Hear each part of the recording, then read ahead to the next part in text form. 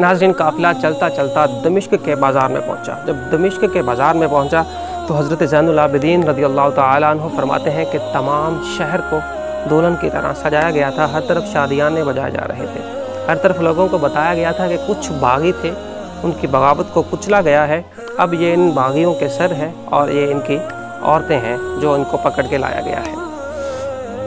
ناظرین وہاں پر دمشق کے بازار کے اندر پھر خیمے لگائے گئے اور خانوادہ رسول کو پھر تپتی دھوپ کے نیچے چھوڑ دیا گیا۔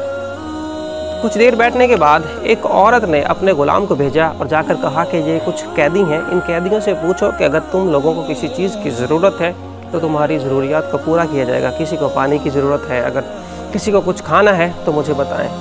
تو حضرت زینب رضی اللہ تعالیٰ عنہ نے تمام بچیوں سے پوچھا، شہزادیوں سے پوچھا کہ آپ کیا لینا چاہتی ہیں؟ تو کسی نے کہا کھجوریں دے دیں، کسی نے کہا کھانا دے دیں، کسی نے کہا کہ کپڑے دے دیں اور اوپر اوڑھنے کے لیے چادریں دے دیں، کیونکہ گرمی کی شدت بہت زیادہ تھی۔ تو حضرت زینب نے فرمایا کہ یہ چیزیں اگر آپ دینا چاہتے ہیں، دے سکتے ہیں تو دے دیں۔ تو وہ عورت نے تمام سامان بھجوا دیا۔ تو حضرت زینب رضی اللہ تعالیٰ عنہ نے فرمایا کہ اس بیابان کے اندر، اس پورے شہر کے اندر سوائے تماشا دیکھنے کے کوئی ایسا شخص نہیں ہے جو ہمارے ساتھ بھلائی کرے، یہ عورت کون ہے؟ میں اس کے ساتھ ملنا چاہتی ہوں۔ حضرت زینب نے جب اتنا کہا تو وہ اس غلام نے جا کے اپنی مالکن کو کہا، تو وہ ملنے کے لیے آئیں تو آپ نے فرمایا کہ اے بی بی تو ہے کون؟ تو کون ہے کہ پورے شہر کے اندر سوائے تماشا دیکھنے کے اور کوئی نہیں ہے یہاں پہ، لیکن تو نے ہمارے ساتھ بھلائی کی ہے، تو نے ہمارے ساتھ اتنا بڑا بھلائی کا کام کیا ہے، تو ہے کون؟ تو اس عورت نے کہا کہ بی بی میں تو کچھ اور نہیں جانتی کہ آپ کون ہیں، میں نے تو صرف کچھ لمحہ سیدہ کائنات سیدہ فاطمہ الزہرا رضی اللہ تعالی عنہ کی نکرانی میں گزارا تھا۔ حضرت فاطمہ الزہرا کی بارگاہ میں نکرانی تھی، تو میں جب وہاں سے رخصت ہونے لگی تو مجھے سیدہ کائنات نے فرمایا تھا کہ اے بی بی دمشق جا رہی ہو، اگر کہیں قیدی مل جائیں تو ان سے بھلائی کر دینا، کہیں قیدی مل جائیں تو ان سے بھلائی کر دینا۔ تو میں تو صرف حضرت فاطمہ الزہرا کی سیدہ کائنات کی بات پہ عمل کر رہی ہوں، مجھے نہیں پتا کہ آپ کون ہیں، کہاں سے آئی ہیں۔ حضرت زینب خاموش رہیں، رو پڑیں اور خاموش رہیں۔